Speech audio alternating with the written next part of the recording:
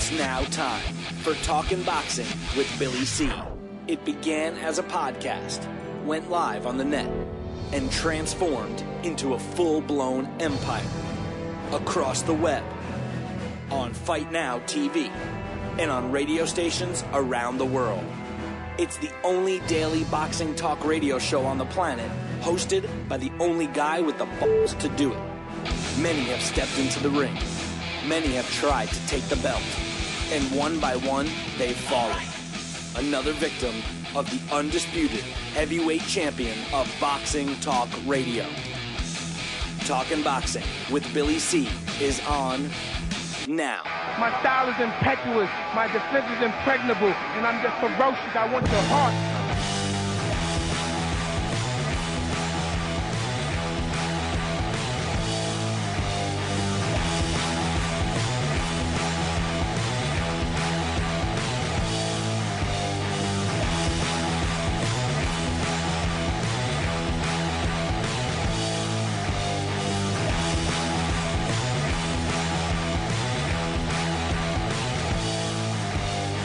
You're wondering when I'm going to say, and we're coming to you live from the Billy C studio in Lake George, New York. I'm Bill Calogero, and it's time for Talking Boxing with Billy C. Good morning, good day, good evening.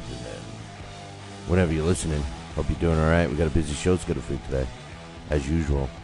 But first, the show is being brought to you in part by Cat's Nationwide Luxury Transportation Service. If you're looking for a limo and you happen to want a really hot driver driving you around, and you're someplace in the United States or even Canada, then you need to give my girl Cat a call. 202-351-7496 is how you can get a hold of her. That's 202-351-7496. Tell her Billy C sent you.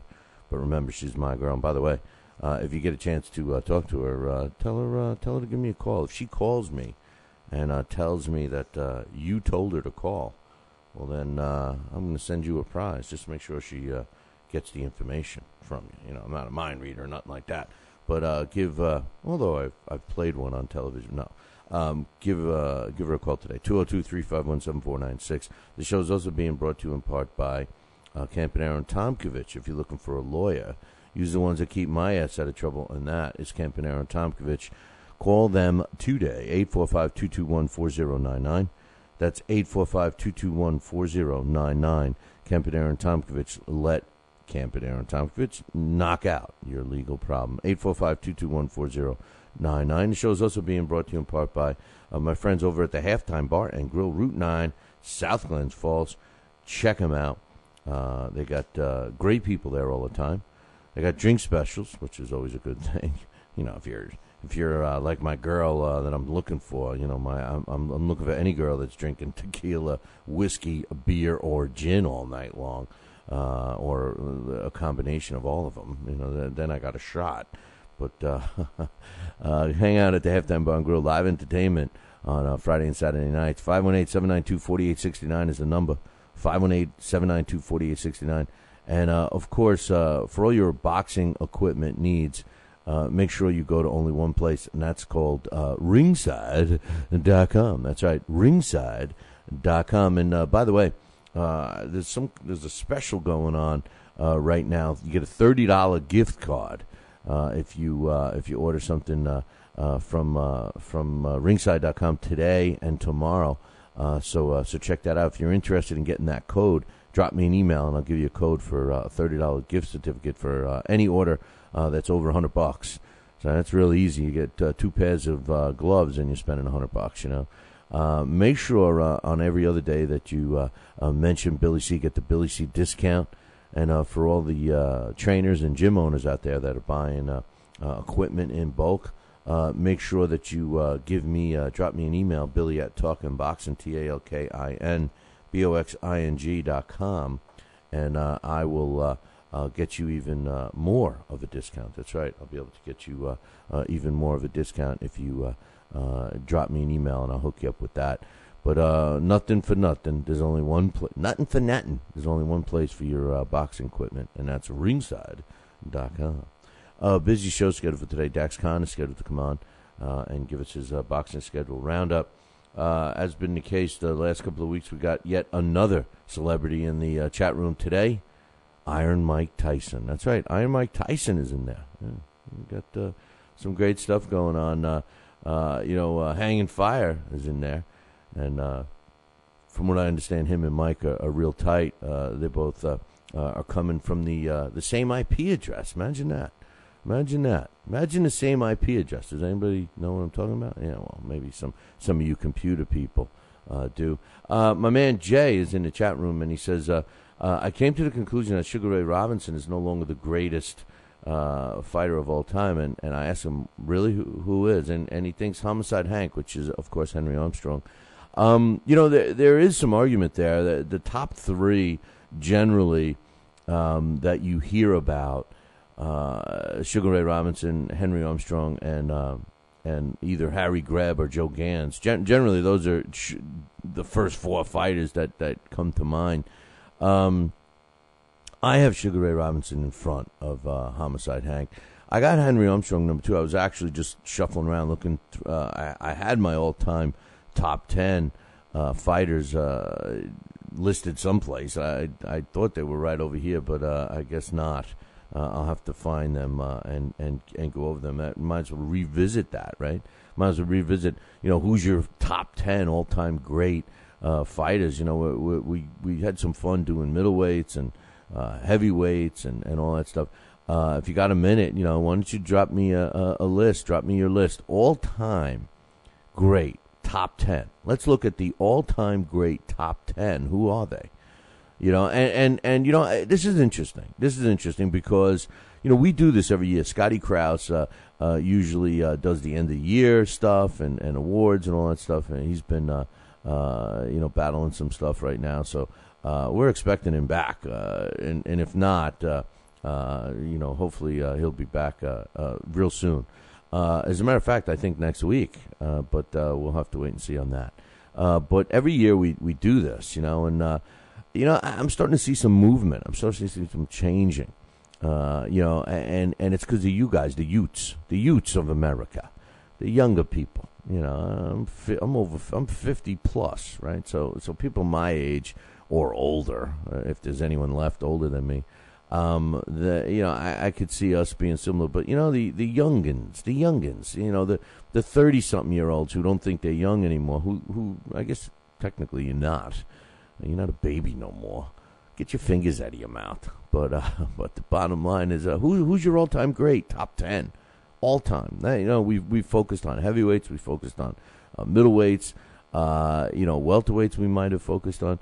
But how about all-time great? Top 10, man. Every single, pound for pound, all-time great. Top 10. Who's your top 10? Drop me a list. Billy at Talkin' Boxing. TalkinBoxing.com.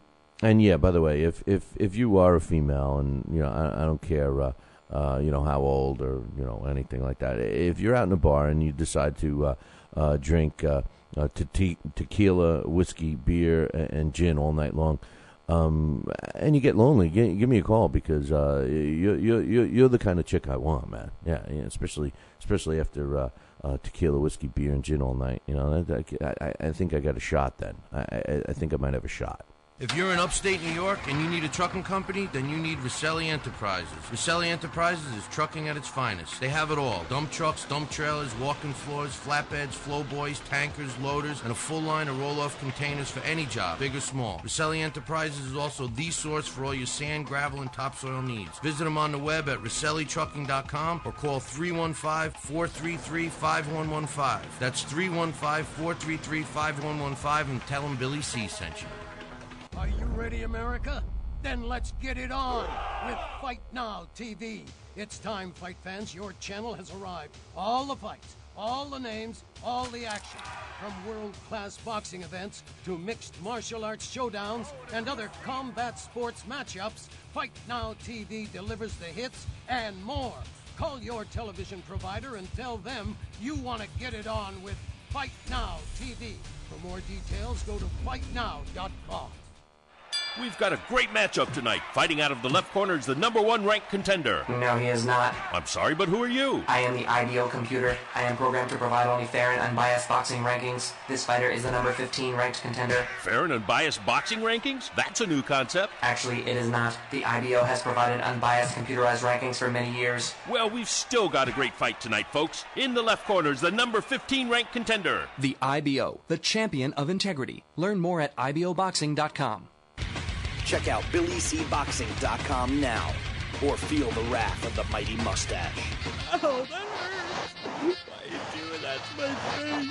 I hate you. I hate you. That's BillyCBoxing.com. Consider this your warning. As a young boy, all Billy C dreamed about was one day having his own catchphrase. And we're back. And we're back. One boy, one dream, one day, everyone will say. And we're back. And we're back. And we're back. And we're back. And we're back. And we're back. Catchphrase coming soon to a theater near you.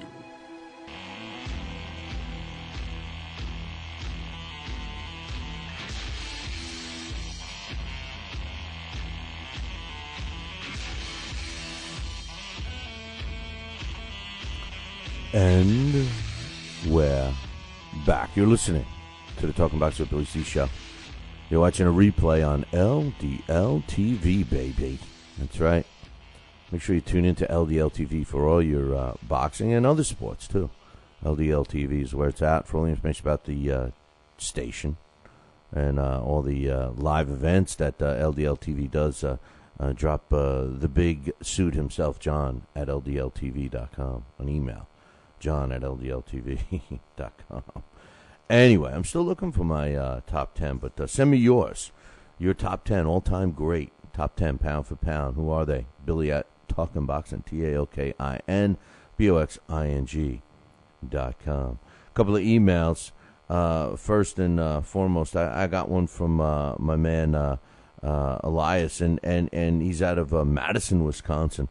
And, he said about, Hector Camacho and Edwin Rosario. He said that, Hector Camacho beat Rosario, but Rosario couldn't stand Hector Camacho. I had made a statement to him. We were emailing back and forth, and the truth of the matter is Edwin Rosario pretty much changed Hector Camacho's style forever. I mean, that particular fight, in which I agree, I thought Rosario should have got the nod in that one. But the way that fight unfolded, people forget about Hector Camacho.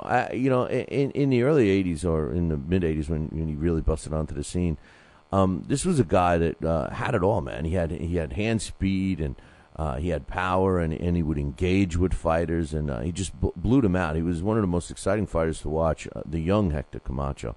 And then when he faced Rosario, who pretty much beat the snot out of him, and I believe that was even on network television, he changed. He became a very cautious fighter, and we never saw that Hector Camacho, the engaging, the guy who went in for the kill. We didn't see that again. And we all know that his career just lingered on and on and on and on and on, blah, blah, blah, blah, like the Halloween people, right? But anyway, that's my opinion. So that's something that we should revisit at some time, that's for sure. A couple other emails I wanted to talk about. Holy Roller TV says, I disagree with a lot of Steve Lott's points about Mike Tyson. The freak show that was the young Mike Tyson is one of the most publicized in the history of boxing. Fans of all ages know this. Tyson was a killer in the ring.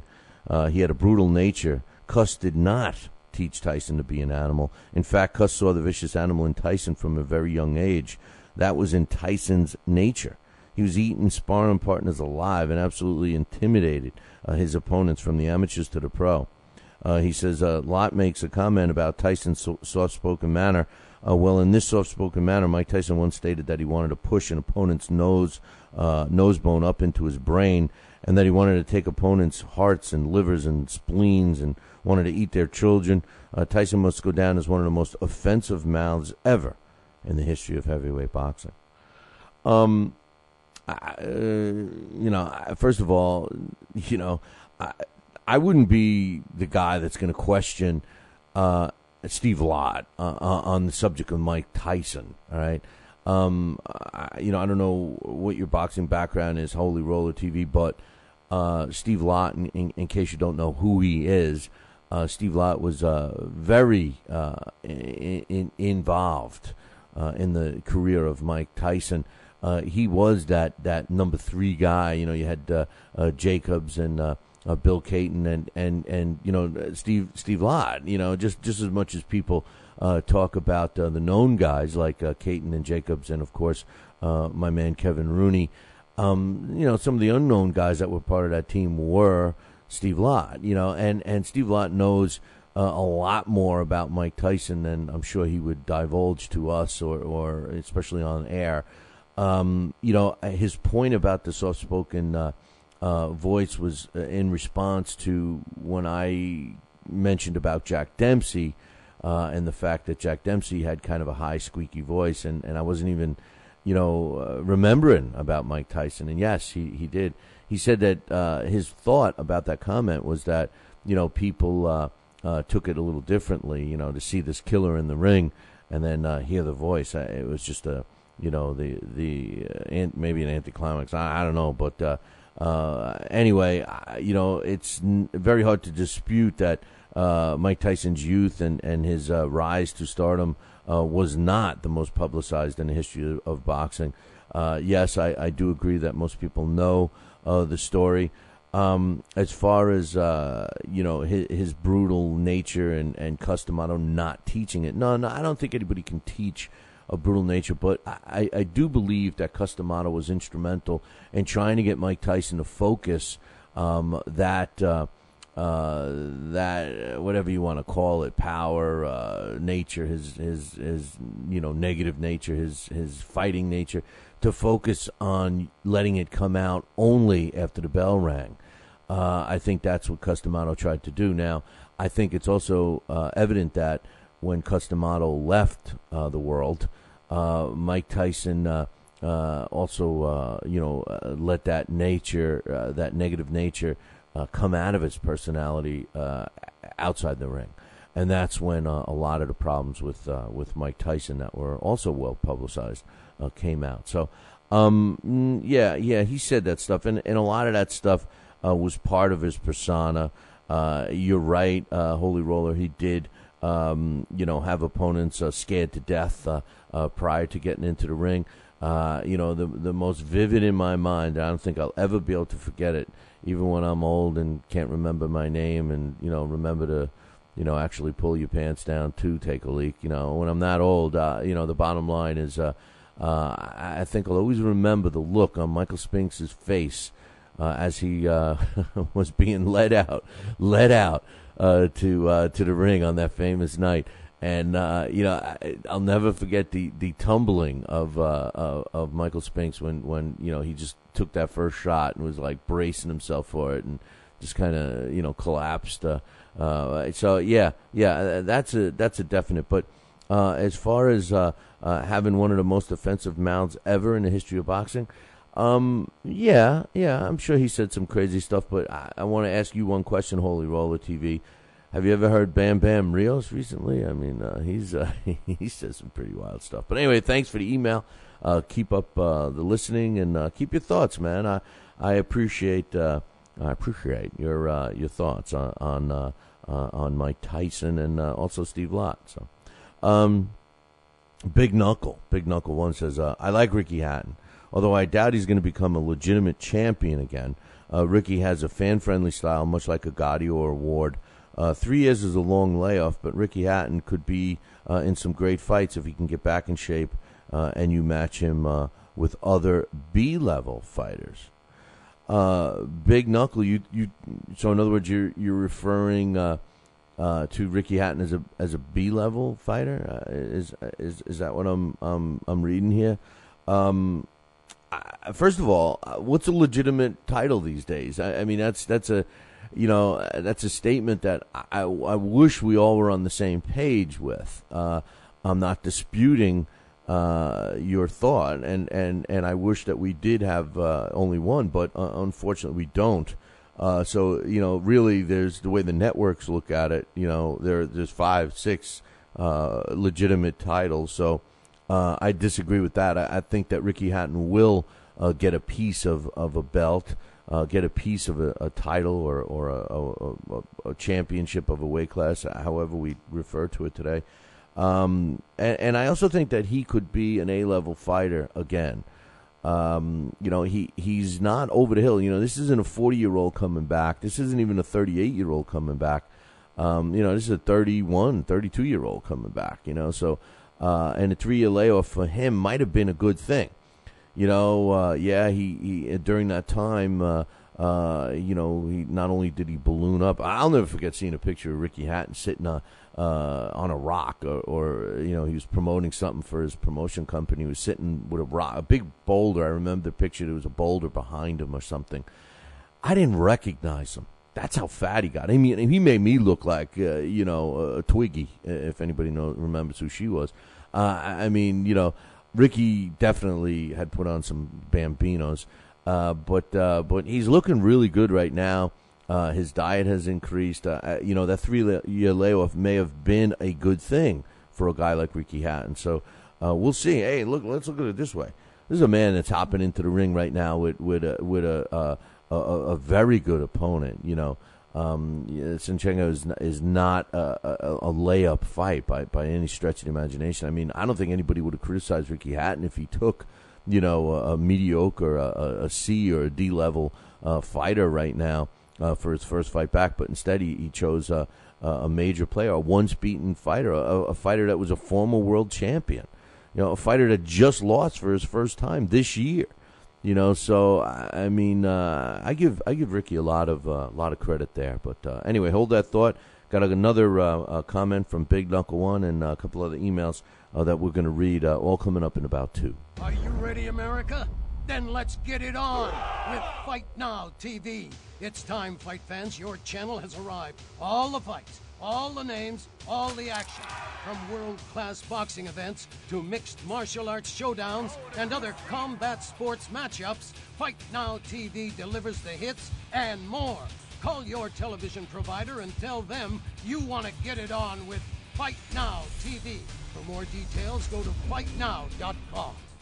Broadcasting in all corners of the globe, on the web and radio. He would scoff at a stretch of that man, I would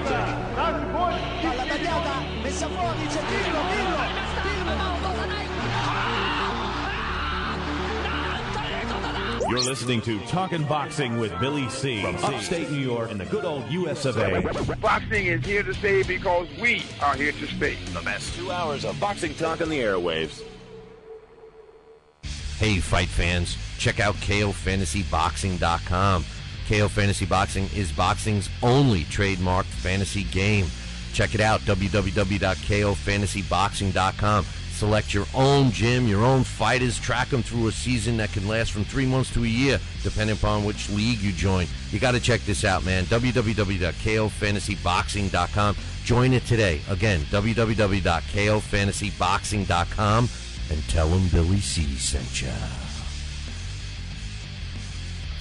Now back to Talkin' Boxing with Billy C, the only radio host man enough to take a punch from Mike Tyson.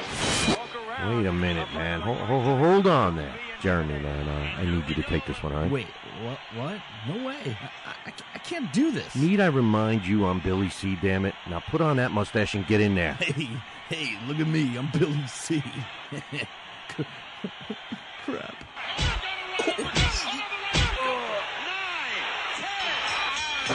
The undisputed heavyweight champion of Boxing Talk Radio. It's Talkin' Boxing with Billy C. Test 1 2. Test 1 2. My fellow Americans, good evening. Welcome back to Talkin' Boxing with Billy C. It's great to be here discussing the sweet science with everybody. I love boxing. I love talking boxing. That's what I do. Bill. Oh, wait, what? Bill. Why are you interrupting? Yeah, Wait, what? Wrong. What's wrong the problem? Billy What? C. I did not have... We're gonna have to ask wrong you. speech. Leave, What do you mean wrong, Billy C? What's going on here? Fine, I'll go.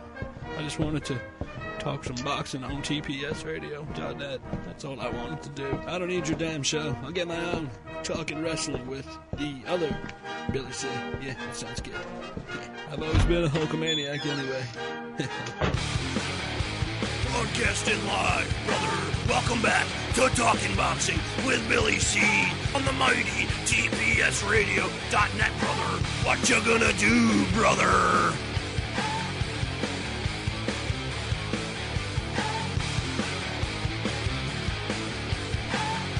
And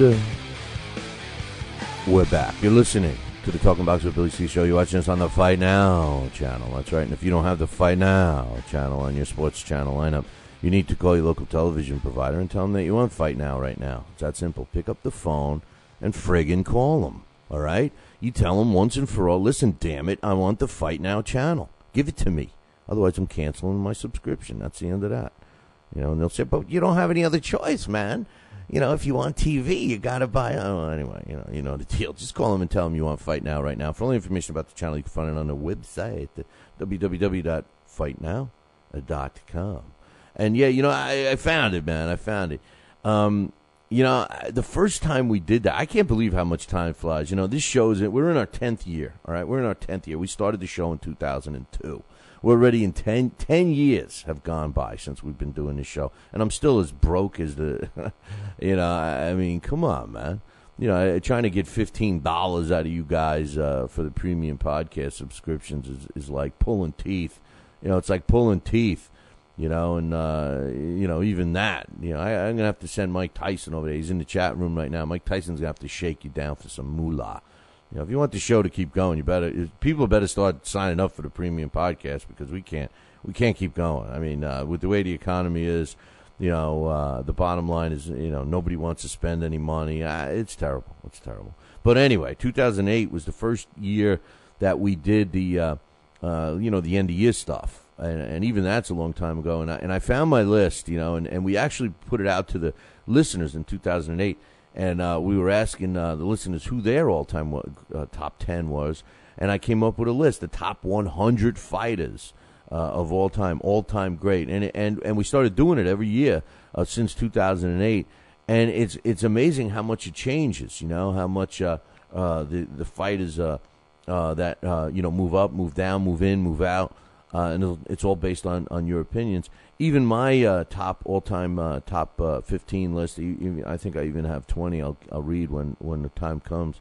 But even that, you know, I juggled some fighters around over the course of you know, these last several years. So, you know, if you got a minute, drop me an email consisting of your top 10 all-time great pound-for-pound fighters. Who's number 1? Who's number 10?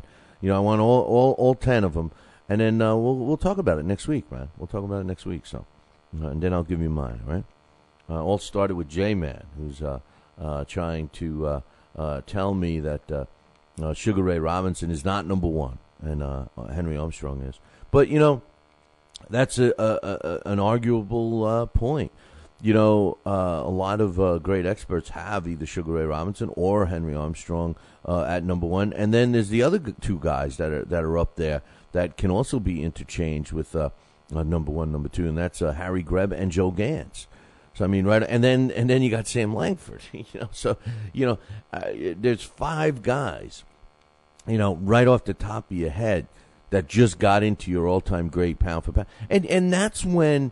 You know, when we start talking about when the you know, so-called boxing knowledge, when the so-called knowledgeable boxing people of today start, you know, suggesting that a fighter like Floyd Mayweather, you know, who's cherry-picked his opponents and you know, has fought sporadically, and I don't care what his talents appear to be in the ring against the level of opposition that he chooses to fight against.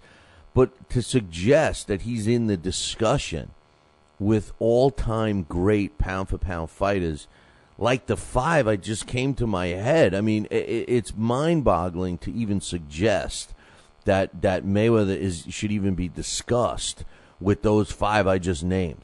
I mean, right off the top of my head, Sugar Ray Robinson, Henry Armstrong, Joe Gans, Harry Greb, and Sam Langford. I mean, those 5 fighters right off the top of my head. There's no way that Floyd Mayweather, it's Junior is in the discussion. And at the top of my head, I mean, let's keep going. I mean, you got Muhammad Ali, you got Jack Johnson, you got you got all these other fighters, Dempsey. I don't know if he's all-time top 10, but I mean, all these great fighters. I mean, if they're in your top 10, where does a guy like Floyd fit in? I don't know. Benny Leonard, coach is saying Benny Leonard. Benny Leonard is one of the most forgotten guys. Benny Leonard was, we were talking about styles of fighters. As a matter of fact, I'm so glad that Coach just wrote that down in the chat room. You see what I'm saying? You guys are missing out. For all you sleepyheads who, I don't want to get up early and check out the show. Yesterday we were talking about it, and Coach, man, just I wish he would have said this yesterday.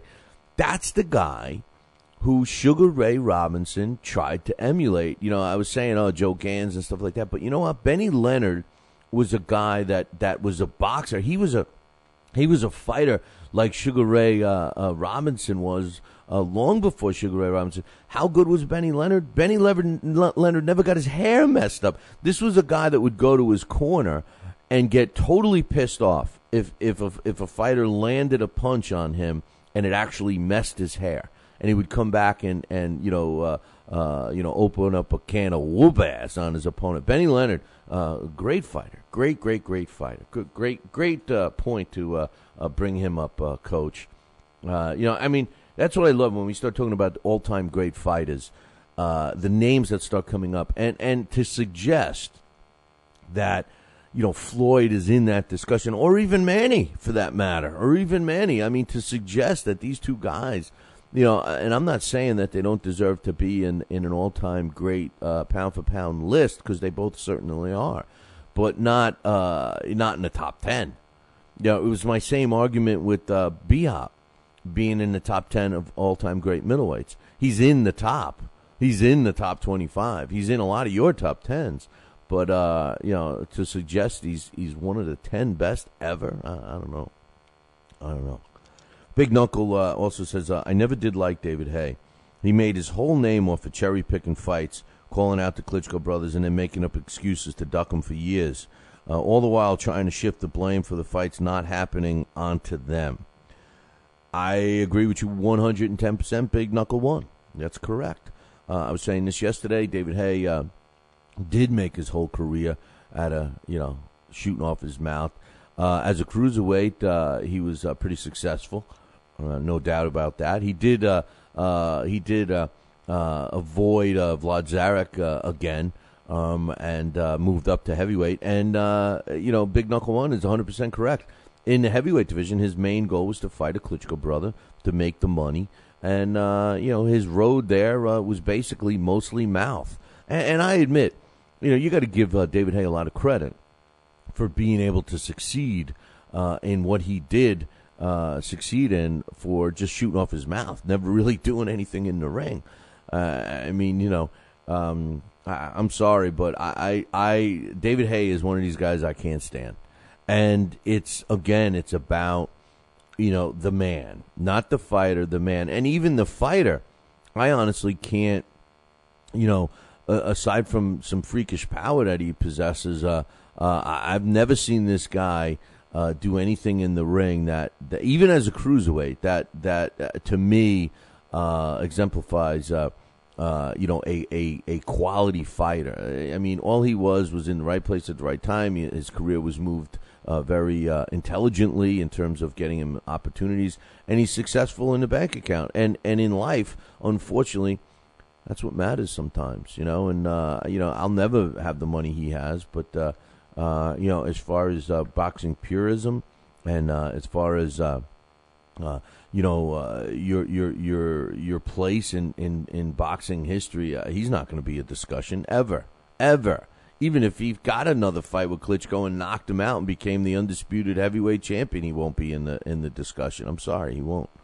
But hey, update on the polls. I appreciate people voting. Please keep the votes up. We got the poll question up for today and tomorrow only, and we'll be making a decision.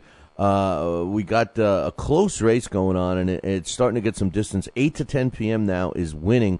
It went up from yesterday. We got 41.2% of you vote that you'd like to see this show airing between 8 and 10 p.m. Eastern Time. And in second place, at 29.4%, is the current time slot that we're in, 5:30, 7:30 a.m. Eastern Time. Picking up third place is a tie between 6 to 8 p.m. and 9 to 11 p.m. 11.8% of you feel that that's the time slot for you. And the fourth place is 7 to 9 p.m. At 5.9%. So they're dropping off. And in very last place, we got 3:30 to 5:30 and 5:30, 7:30 p.m. both at 0%. Nobody wants us to broadcast at that time. So please, if you haven't voted, go cast your vote. I would love to hear from you. And one other thing, let me add, in order for us to really make that 8 to 10 slot successful, we are going to have to get out on the West Coast, and we're looking to broadcast from Las Vegas. So if you happen to be a business owner or no one, or work for one that's got some moolah, we're looking for a sponsor. Yeah, we're looking for a major sponsor that we are willing to jump into bed with. I'll share my spot with my chick that I'm going to pick up, who's drinking tequila, whiskey, beer, and gin all night, with a sponsor to get us out to Vegas, and we'll be out there and we'll be in this time slot. So hey, if you know someone, or if you own a business that you think could be benefited, that could benefit from teaming up with us, give me a shout. Billy at TalkinBoxing, TalkinBoxing.com. Hawk Mustang says, Billy, I wasn't thinking about Donaire moving up to Rigondeaux's weight class. This is in response to my man Mike from Australia got on my case about Rigondeaux being ranked on our rankings, being ranked ahead of Nonito Donaire, and basically said my reasons were BS. And yesterday, Hawk sent an email saying that he agreed with Mike.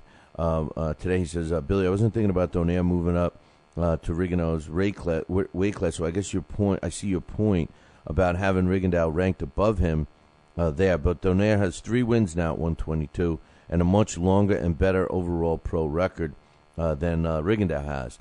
Much like if Andre Ward chose to move up to 175 today, I would rank him at number 1 at 175 because I favor Ward to beat anyone that is currently fighting at 175.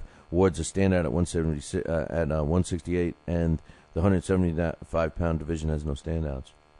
Well, you see, that's where I disagree. When a fighter moves up in weight, unless they go to that number 1 guy and beat him, in my opinion, and the way our ranking requirements are, he doesn't get that spot. It just doesn't make sense. At least as far as I'm concerned. That's why we put Donaire in the middle of the pack when he moved up to 122, and we moved him up to number 2 when he beat the number 2 guy. He beat that guy, Nick Ashoka, so that's why he went to number 2, and that's why we left Guillermo Rigondeaux at number 1. However, if Nonito Donaire continues keeping busy like he's scheduled to in December, and Rigondeaux does not, then that gives us justification to move Nonito Donaire to the number 1 spot. So stay tuned till December, and let's see what happens. Now, I like your point, Hawk, about the light heavyweight division and the super middleweight division. Now, let's take a quick look based on our rankings, which have not been updated this week. I'm a little behind the 8 ball here with the rankings and our Billy C Challenge, but we have all the data. I just haven't had a chance to get it posted. But in the super middleweight division, there's no question that Andre Ward is number 1. Now, if he decides to move into the light heavyweight division, now, here's how our rankings work.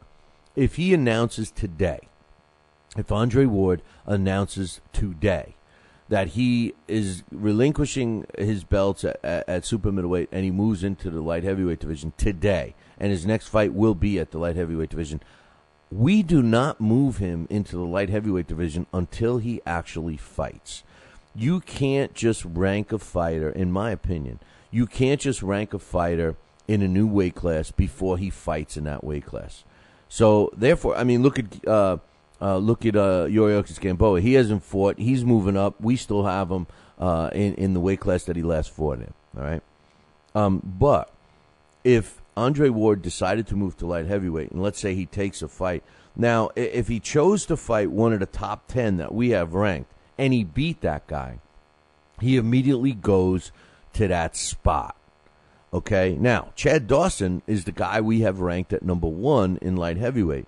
You can't, at least I'm not going to, when I put my suggestions in to our panel, but you can't just move Andre Ward to the number 1 spot because he beat Chad Dawson at super middleweight, not at light heavyweight.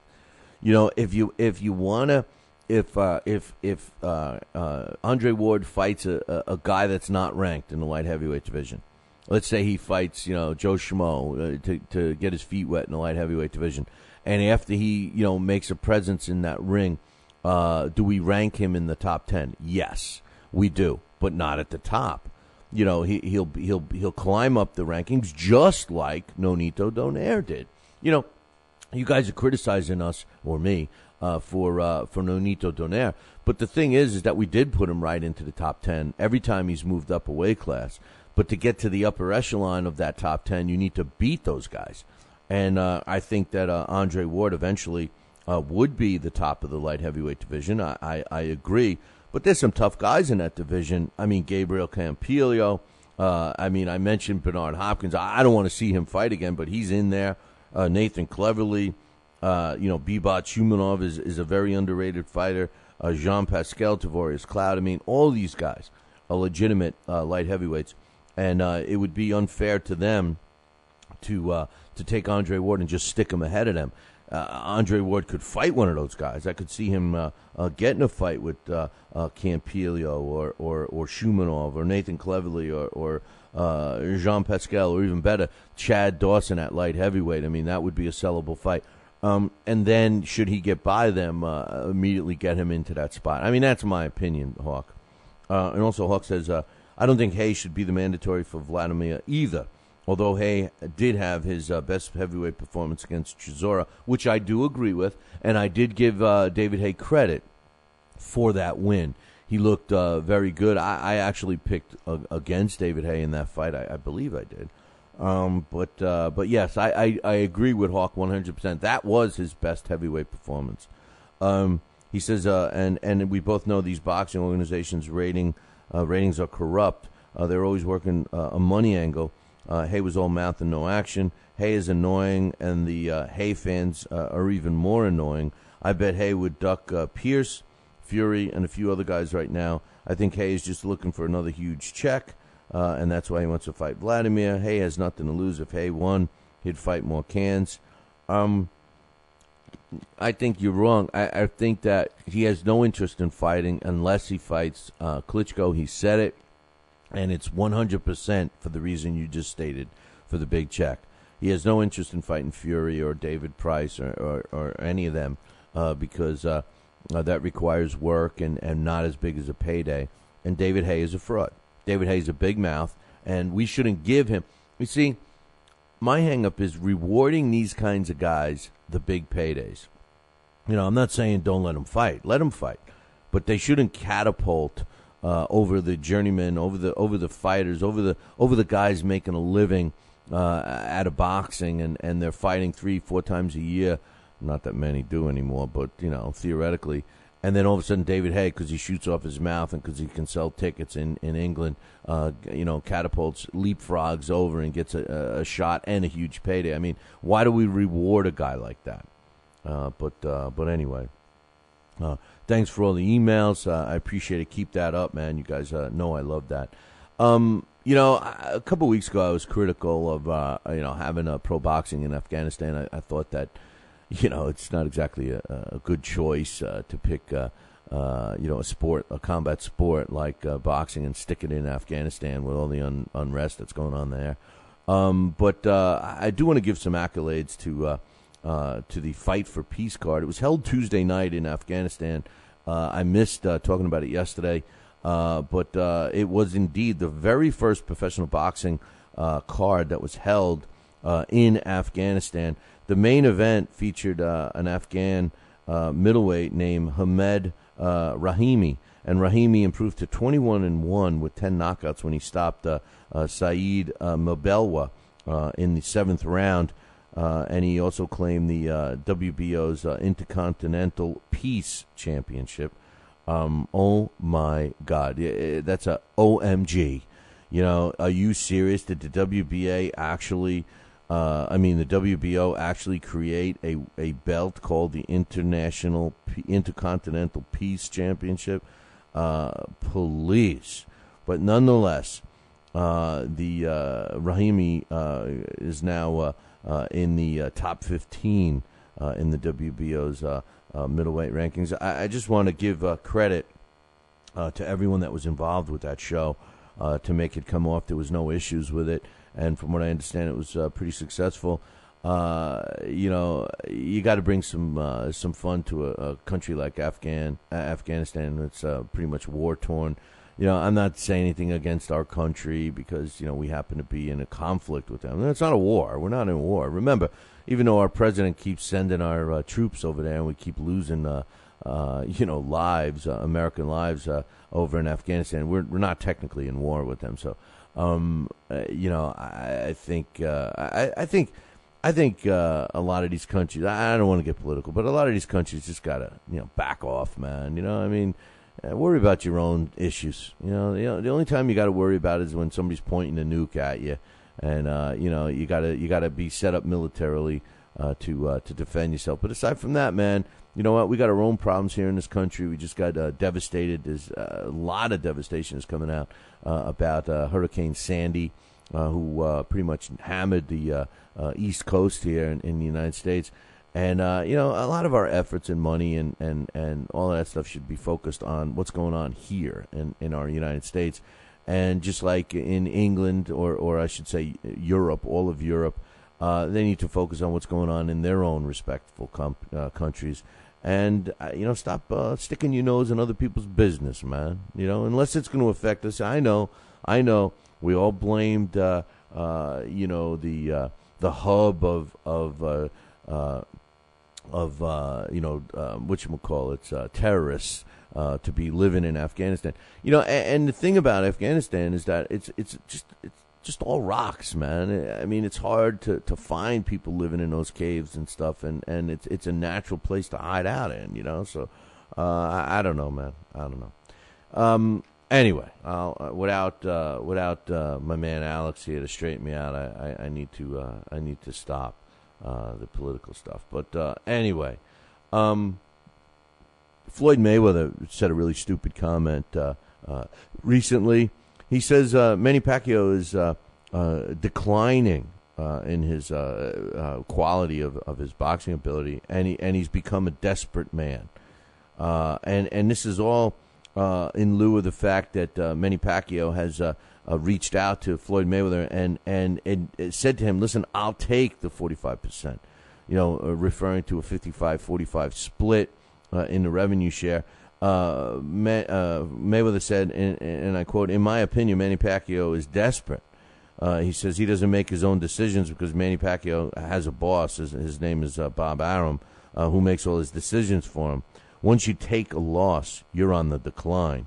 Listen, Manny Pacquiao, whether he got cheated or not against Bradley, his stock dropped enormously because he took a loss. No matter how you look at it, when you take a loss, it drops your stock. This is BS, and this is one of my hang-ups with this man.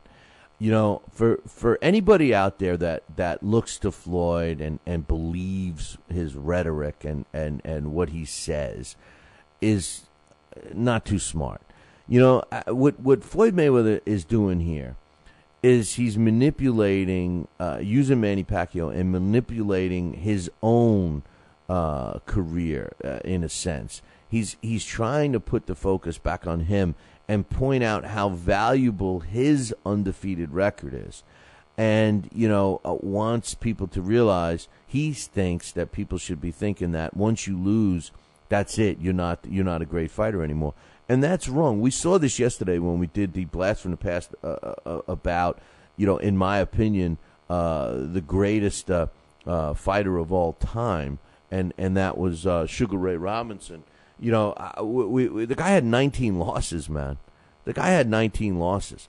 Now, you look in the Hall of Fame, and there's a lot of fighters in there who have double-digit losses, and they were great fighters. And as you guys compile your pound-for-pound all-time top 10 list for me and send it to Billy at Talkin' Boxing, TalkinBoxing.com, as you guys put those lists together, you're going to see that most of those fighters on your list have losses. Does that make them any less of a great fighter? Absolutely not. And to suggest that what's synonymous with a quality fighter is an undefeated record is basically ignorant. It's just ignorance. And Floyd Mayweather is preying on the fact that his fans are ignorant.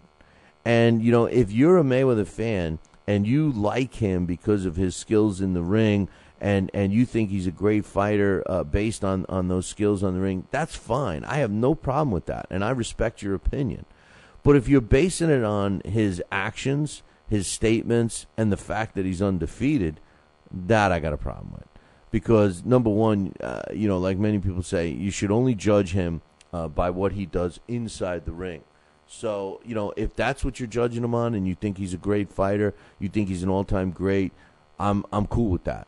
I don't agree with it, but I'm cool with that. But if you're going to tell me, oh, well, he's the greatest because he's undefeated, he's the greatest because he made the most money, if you're going to give me that, he's the greatest because he's just a thug, and he likes to, act like he's a gangster. I mean, if you're going to give me those reasons and try and get, social on me or try and, use the race card on me because of Mayweather, that's what he likes to, try to align himself with. I mean, that I got to disagree with. I think in life, not only in boxing, in life, I think that people need to, accomplish the things, get the jobs they want, get elected to where they want to get elected if they do. Whatever they want to do, I think that the best person for that job or the best person for that fight or the best person for that weight class, they need to get in based on their merit, based on their performance, based on their ability, not based on other things, And I hope that most of Floyd's fans are behind him because of his abilities, not because of stupidity like his undefeated record and some of his statements and opinions. Speaking of opinions, I got some WBA news that just has me so riled up. I've been talking negatively a lot about the WBC and stuff, but the WBA was really the scourge of the sanctioning bodies for years, and the WBC kind of took some of that away from them with some of their issues recently. But the WBA is making some crazy statements about championships and some of their title holders and everything else. They got their convention going on, and that's a whole nother thing. I'm not into these sanctioning body conventions. To me, it's a joke. But I'm going to talk all about that in a little bit. I also got some Amir Khan news that I want to discuss, some statements he's making, an announcement on his new fight, his next fight, I should say, coming up, which is no layup fight. We're going to talk all about that a little later on the show. But first, we're going to take a break, and when we come back, we're scheduled to have Dax Khan come on. And I'll ask him some of his thoughts about some fights that took place last weekend and what's going to be going on this weekend. And then he'll give us his boxing schedule roundup. All of that's coming up in about 2. Talkin' Boxing with Billy C. now has official merchandise available on TalkinBoxing.com. T-shirts, sweatshirts, hoodies, and mugs. And yes, even undergarments. Talkin' Boxing apparel is the perfect gift for the boxing fan in your life. Log on to www.talkinboxing.com. That's TalkinBoxing.com and place your order today.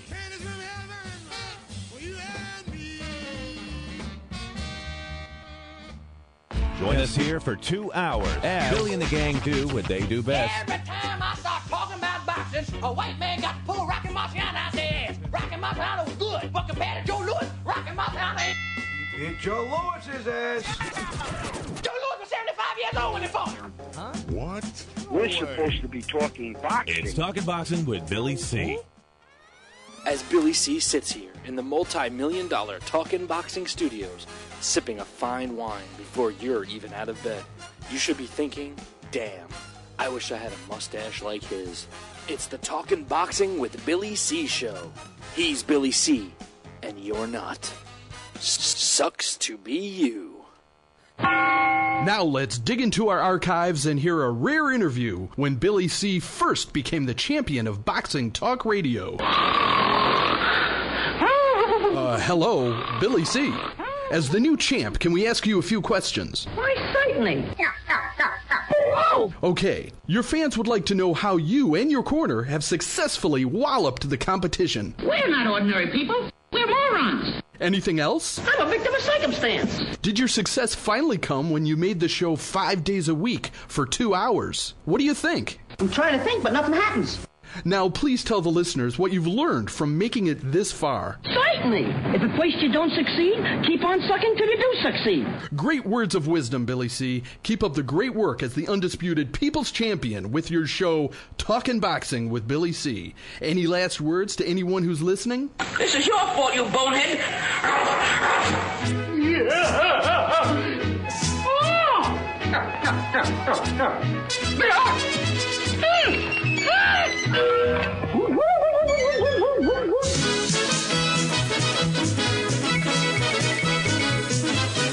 And we're back. You're listening to the Talking Boxing with Billy C show. You're watching us on the Fight Now television channel. And if you don't have Fight Now, call your local television provider and tell them you want Fight Now right now. For all information about the channel, you can find it on our website, www.fightnow.com. Phew. You know, you got J-Man is trying to, get his opinion across. You know, he doesn't think Sugar Ray Robinson is number one. He thinks that it's a toss-up between Henry Armstrong and Muhammad Ali. Hey, listen, the whole beauty of the sport of boxing is that it's subjective. And, that's what I love about it. J-Man can argue to the death that, Armstrong's number one and Robinson's number two, or Robinson's, in his statement, he's saying he's in the top five, but not number one. And that's fine because in J-Man's mind, that's the way it is, and that's the beauty of boxing.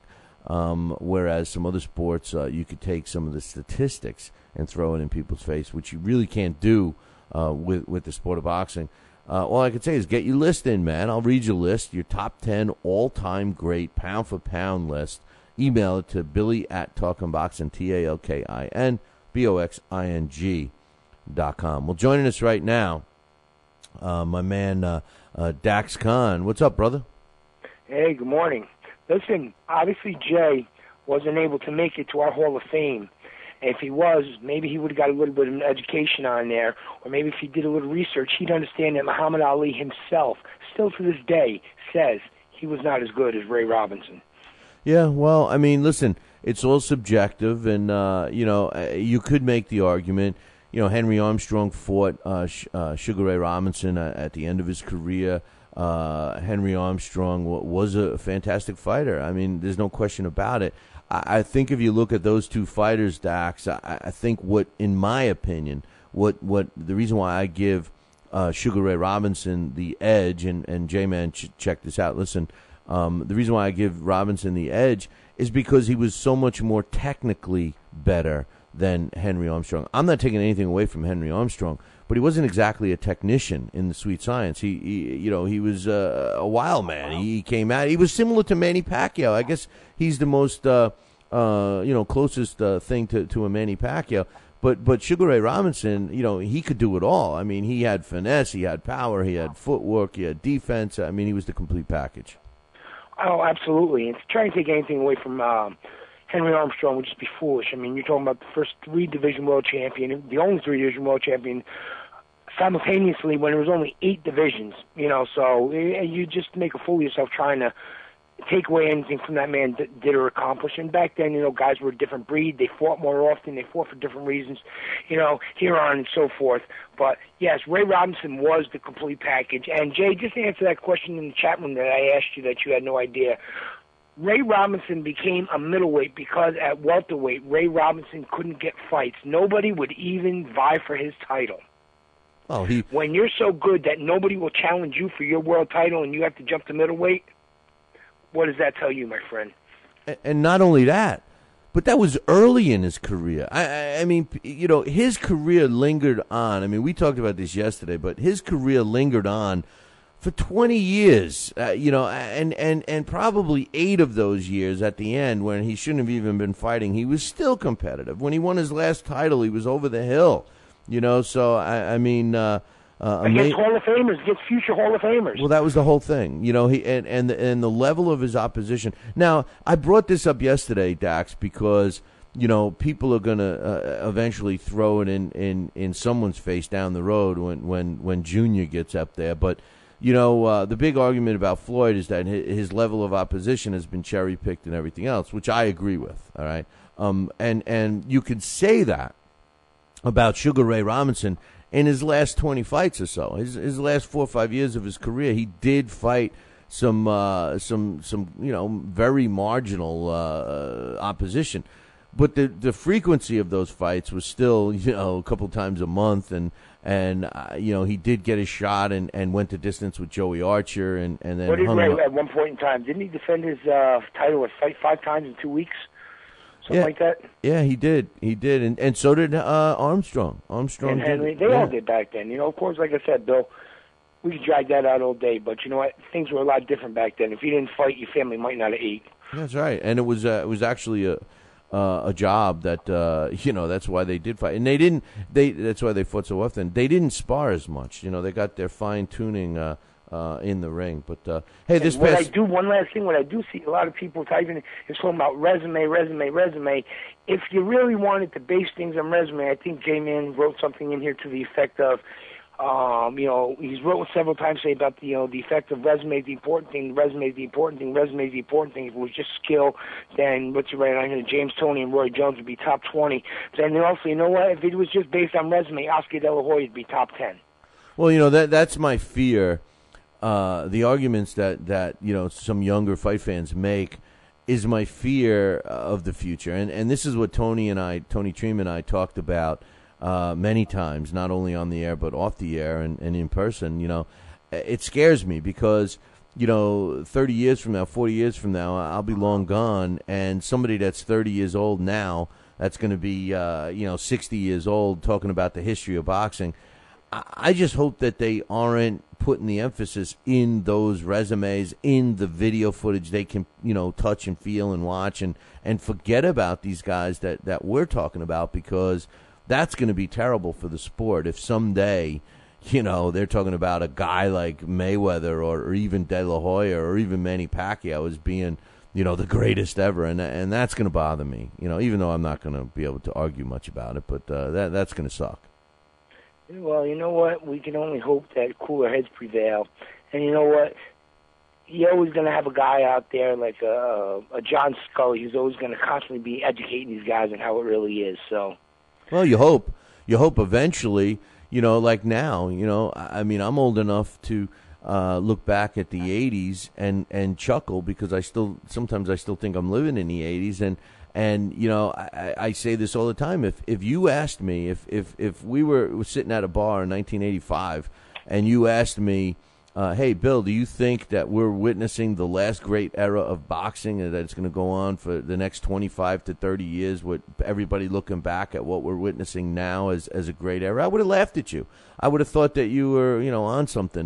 Because to me, that was boxing. I mean, I wasn't a great era. It was just boxing. It was the way it was. It was the norm. And, if we're looking back at the 80s as being, a great era, well, I mean, I'm not disputing that it wasn't a great time for the sport, but there were a lot better times in the 80s.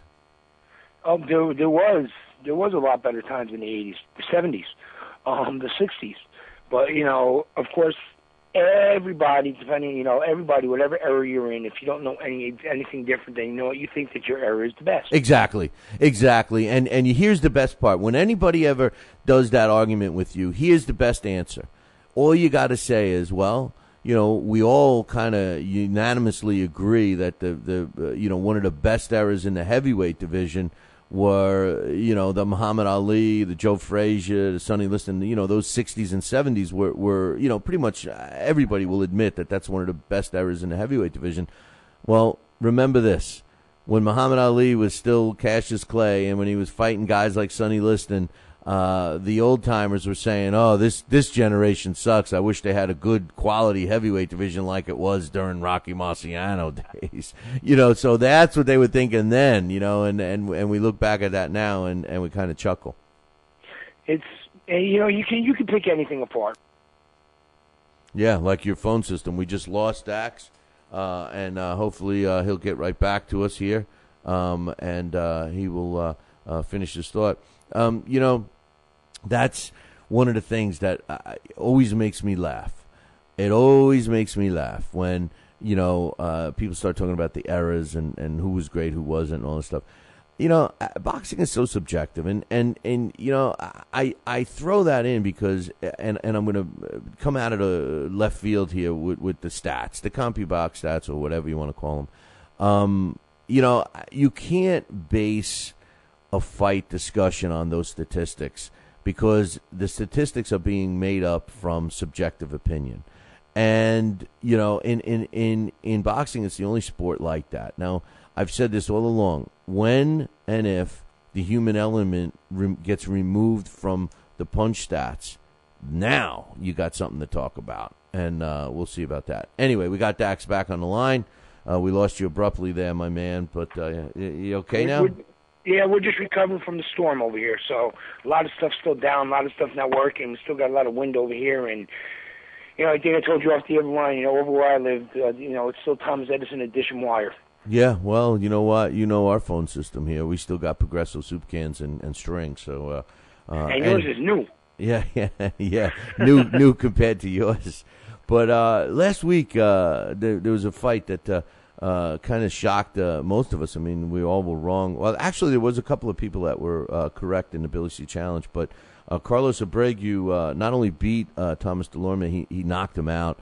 My stand on this is I'm not really taken away. People are already trying to say Delorme's exposed. He wasn't good. He wasn't this. He wasn't that. I'm not ready to say that. I'm not ready to toss in the towel, so to speak, on Thomas Delorme. But what I am ready to say is that it's just another example of, the blueprint of today, getting your fighter a shot at the title. Why you can't do that, I think Delorme was a great example this past weekend. Fernando Vargas. Remember the name. Loved him. Remember the name. Remember what they did to him. Yeah, look at Bajada. Remember that kid? Yeah, Panchito Bajada. Same thing. Remember what they did to him? Same thing. Listen, I said it before, I'd been out for a few weeks because I had to go undergo procedure, but, I said, to a few people, and I said it before, that, something, Brega was too much for this kid. Why were they rushing to bring Delorme in there? I like Delorme. He's got a future. What I can't stand are the comparisons. No, he is not Felix Trinidad. Yeah, he's a tall kid. He's got a nice smile, but he's not Felix Trinidad yet. Yeah, he's got a good power to his punch. He is only 22, as Coach said in the chat room just now. He does have less than 20 fights. Abrego is a darn good fighter, not known well in this country. But remember, he was cheated, in my opinion, out of a victory against the guy who was arguably in the top 5 pound for pound right now, Timothy Bradley. How much could you expect out of Delorme going into this? Did you really expect him to go in there and blast Abrego out? Those were unreasonable expectations. And if he won, that would have been a heck of a feather in his cap. And really, Delorme was a lot better than we even thought he was, if anybody thought he was winning going in.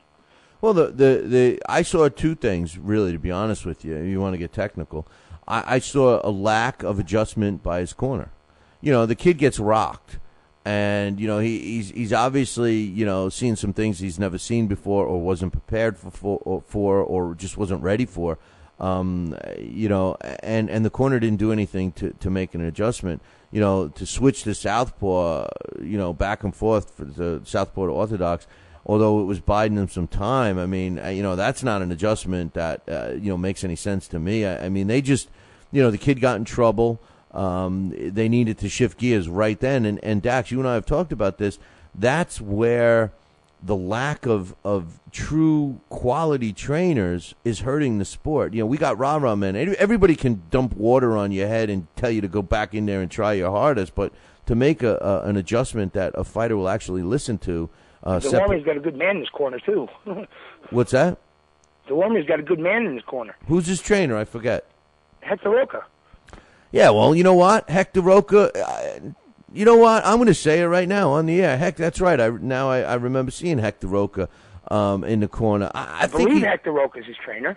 Yeah, he is. You're right. You're right. I think Hector Roca, if anybody got exposed on Saturday night, it was Hector Roca. Hector Roca, I think, is a little overrated, my man. I just do. I can't help but think of him with Maureen Shea. Hector Roca may have made his name, and you know what? You could be right, and, you know, I hate to say anything bad about it because, you know, I love the guys down there, and I know you love everybody down at Gleason's, but, you know, that's really what Hector does. Hector is basically just the name based out of Gleason's, to be honest. Now, the more that I think about it, you know what, put that in perspective. You're right. He is a guy based out of Gleason's. Really, what has Hector Roca done, you know, as a trainer that great? Yeah, Maureen Moshe, the real $1 million baby, and hey, listen, I like Mo. I liked when she was fighting. She was a great amateur fighter, and you know, Hector trained a lot of amateurs, but there's a big difference between the amateurs and the pros. And, you know, when Mo turned pro, where did Mo go? No Mo. Mo, no Mo. She went no Mo, no Mo, no me. but no, Hector Roca. You know, I think we've said it all. You know, I think that what separates a quality trainer from a rah-rah man or a wannabe trainer are the ones that can make an adjustment in the corner. Now, granted, you got to put an asterisk next to that. You could have the greatest trainer in the world telling you all the right things to do, and if you're not going to listen, well, that's not the trainer's fault, you know. But you know something? That's two though. Who can we blame here? Think about this. This just what came up to me, Bill, and it just jumped into my head. We were talking about trainers and down in the quality of trainers, but this is two kids. As we were talking just a few minutes ago, I'm sitting there trying to say to myself, who the heck else this year hasn't been able to get out of the way of the same freaking punch over and over and over again? And I was just thinking about back in September with the card me and ouch rat with Orlando Del Valle against Victor Chinian, who just couldn't avoid that same punch. Same thing with Delorme. He couldn't avoid that same punch. These young Puerto Rican fighters, it seems like they can't avoid this same punch. Once they're very one-dimensional, these kids are. And, you know what, they're very similar in age. Well, you know what? Like, now, don't get me wrong. I'm not going to say that Ray is, and now we're talking about DeValle's trainer, Ray. I'm not saying Big Ray is a great trainer. I'm not saying he's a bad trainer. But what I am going to say is that if you go back and listen to the footage, he was telling DeValle what he needed to do. He kept now I admit he should have pulled the plug on that fight. He shouldn't have let that kid take the beating. But he kept saying, you know, Louis, why are you Luis, why are you running around? Why aren't you running around? Why are you standing toe to toe with this guy? You know, and he just, the kid wouldn't get out of the way. I mean, so in that case, you know, we could blame the trainer all we want. Exactly, though, but sometimes you have to blame the fighter. You could have the greatest trainer in there, and if that trainer's telling you to, and you're not carrying out what that guy's doing, or you're not carrying out what you worked out in the gym, and, you know, you're not making those adjustments like you're supposed to, can you blame the trainer? No. You can't. You can't blame him. You can't blame Chevy if you go out driving drunk and crash into a tree. No, you're 100% correct, and it's a great point, and that's what I'm trying to say. I mean, you know, I'm not. You can't always blame the trainer, but what you can do is you can listen and try to see if they're making the right adjustments. You know, the trainers, at least from my experience, the guys that are shouting out 100,000 instructions are the ones that it's basically saying nothing. They're rah-rah men. The guys that try to stay calm, the guys that try to make that 1 minute feel like it's 10 minutes in the corner for the fighter, and maybe issue one instruction that they need an adjustment made, they're the ones that are successful in changing a fight, a complexion of a fight. We might have lost the last great one at that, Manny Stewart last week, huh? Well, Manny Stewart had evolved, and this is a whole nother thing that I think Manny Stewart taught us. You know, Manny Stewart, when he started his career as a trainer, he started building kids from, right off the streets, teaching them how to throw a jab and moving them up in the amateurs to amateur titles and what have you. And he made the transition with those fighters from the amateurs to the pros. Then as a professional, he was able to be, very successful, as we all know. And then he got to a point where he wasn't successful with the young kids, moving them all the way up. Now he was a hired gun, so to speak, a fine tuner, and he made a whole nother successful career out of that. So Manny was a great guy that knew how to roll with the changes. And, it's funny you say that because after Manny died, I was really embarrassed by the way they handled a lot of, the rumors last week. I was on our Twitter page. I was on our Facebook page and, the Billy C. Boxing Network page, giving updates, and telling people, listen, do not believe, the BS, wait until there's an official statement released by the family, So I feel very bad, for the Stewart family, the way that was handled. That was a shamble. I was embarrassed to be, part of the sport and the journalism matter last week. But, there was a picture I posted later on that day once it was, made official that, he did pass. And it's a picture that, Bill, I keep hanging in my house. And, Manny was a good friend, Bill. Yeah, no, it's hard to... it's hard to put that behind because he made such an impact on the sport, and obviously every individual that he came in contact with. He was involved with this show in the early stages. He was the first big name we ever had on the show, and he's a great guy. Definitely, the sport is missing an icon, but. Anyway, very first autograph my kids ever got was Manny Stewart's on their own, and that was the kind of guy he was. He always took the time to. To meet with boxing fans and talk boxing and promote the sport, and that's what made him so great. And obviously, we're all missing him, and the sport has lost a great one. Talk to us about the weekend boxing roundup as time is flying by here, bro. We have a mention for today. We have a great night Saturday, but Friday is a bit of a dust bowl. So no one think for some reason I'm just forgetting to add in action for taking place on the 2nd of this month.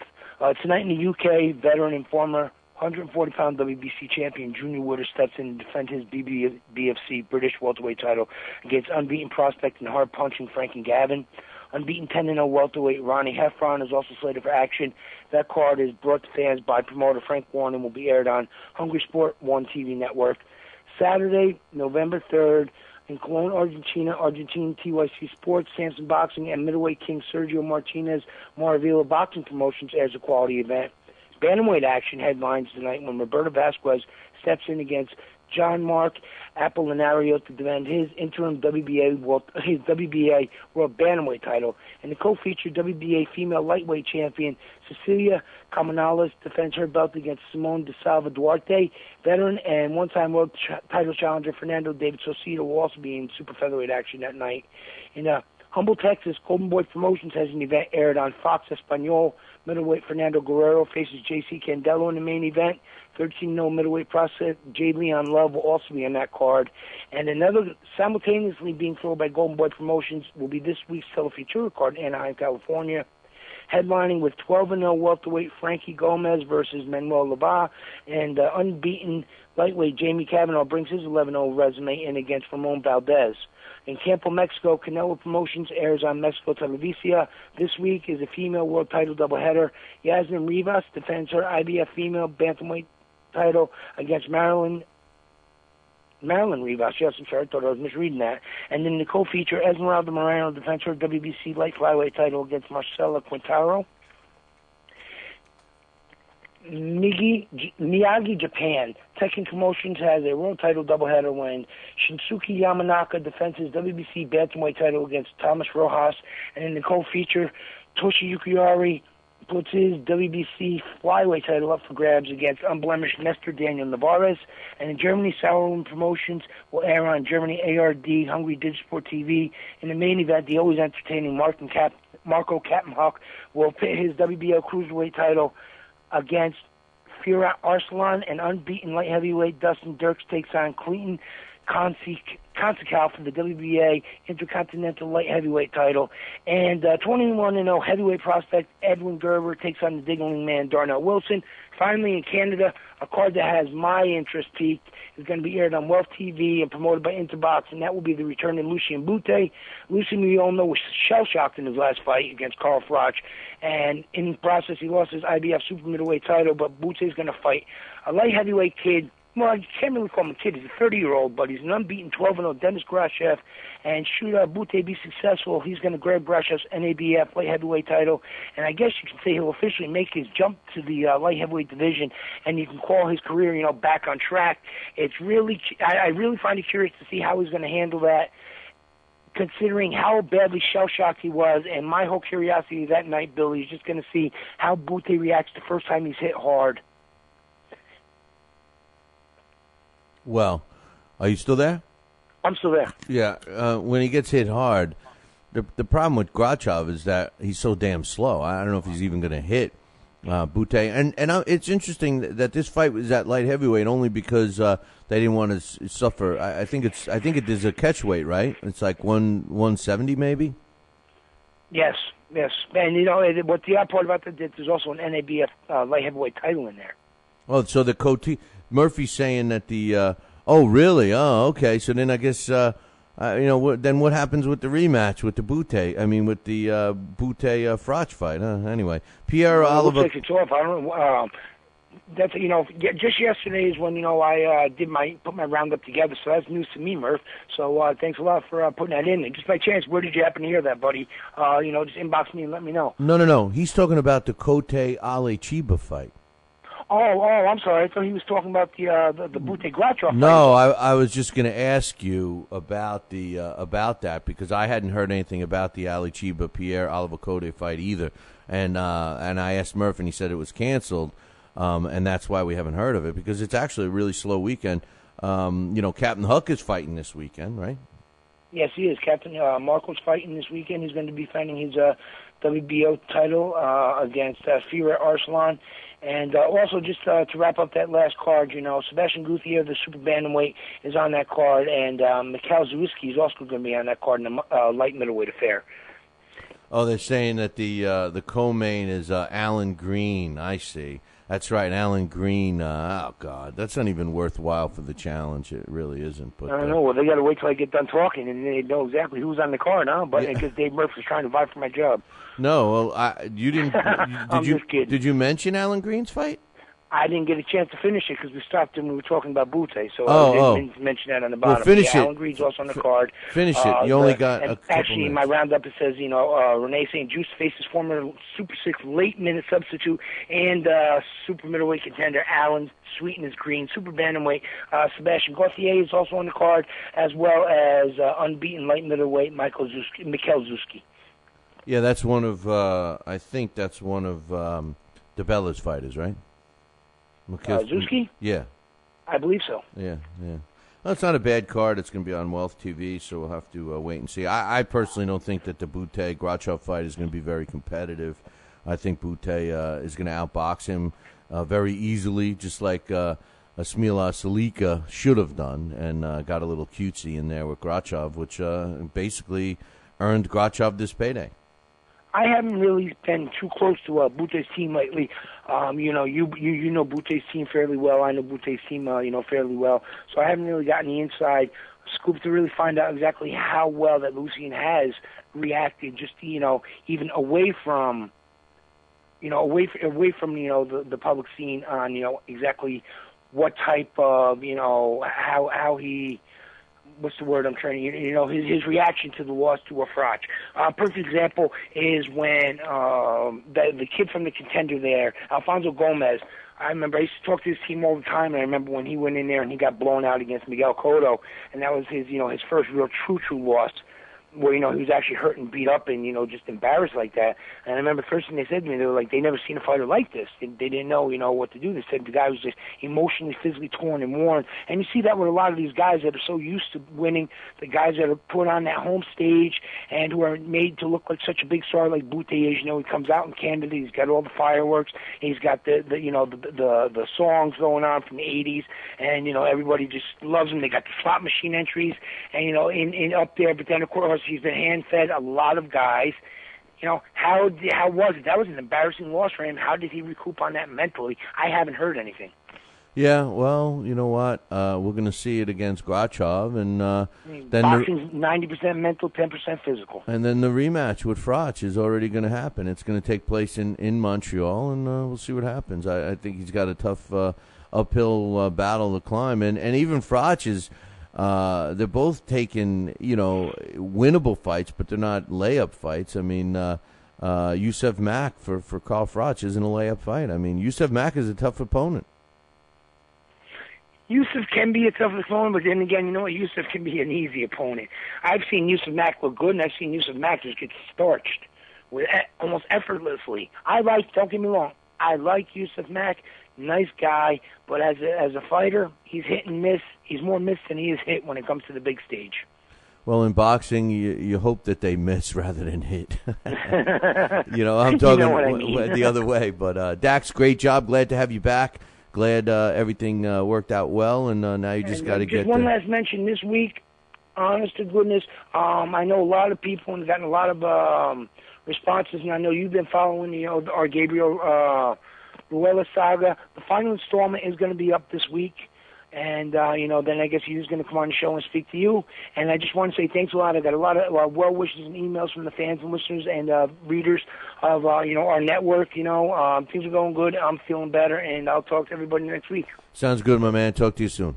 All right, bye now. That's Dax Khan giving us his thoughts on a bunch of stuff and carrying our discussion. What's going on here in the chat room with Sugar Ray Robinson as being questioned as number one pound for pound all-time great. But, hey, boxing's subjective, and I'm open to all your top 10 all-time great pound for pound list. Bring them on, baby. I want to see them. Billy at Talkin' Boxing, TalkinBoxing.com.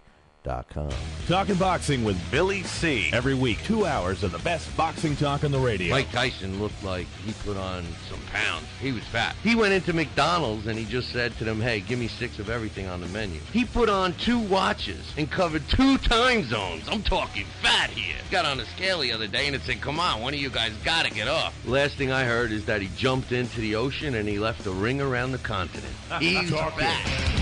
Boxing with Billy C. Now back to Talkin' Boxing with Billy C. He may not have an Excellence in Broadcasting award, but the night's still young. And he's got martinis.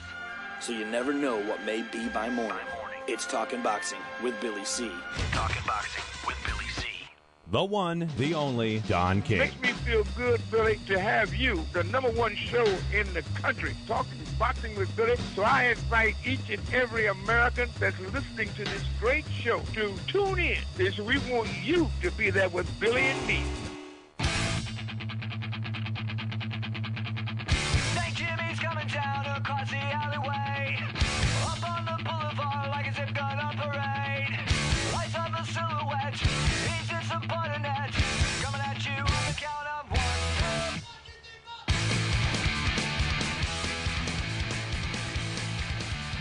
And we're back. You are listening to the Talking Box with Billy C show. You're watching us on the Fight Now channel. That's right. And if you don't have Fight Now on your sports channel lineup, you need to call your local television provider and tell them that you want Fight Now right now. It's that simple. Pick up the phone and call them. For all the information about the channel, you can find it on the website, www.fightnow.com. All right, I can't stand when these sanctioning bodies have conventions, man. To me, a convention is like, I'm going to a plumber's convention. It's in Vegas, man, and they have all the whores running around, and Joey the plumber goes, and his supply house gives him tickets, and him and his buddies go down there, and they just, what happens in Vegas stays in Vegas weekend. And, they have a good time. And nobody talks about plumbing, really. I mean, yeah, they're there for the plumbing convention, but they're trying to get lucky, man. They're trying to look for my girl drinking, whiskey, gin, and all the other stuff she's pounding down. But, but when these sanctioning bodies do it, you think it's really any different? And what's happening is these sanctioning bodies are actually, and I've been saying this, and I know I'm a broken record, and I apologize for it, but it's so true.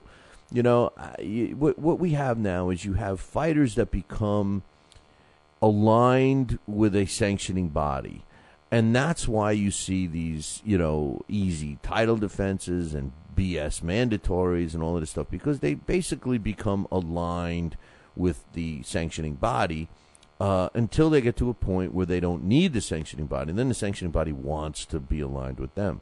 Well, the WBA is in the middle of their convention, which I just told you how much I hate that whole theory, because it's a business, and that's the thing, conventions. The plumbers convention is basically trying to generate money for all the supply houses from the plumbers, right? Well, the convention is the same thing for the sanctioning bodies, man. They're trying to generate money.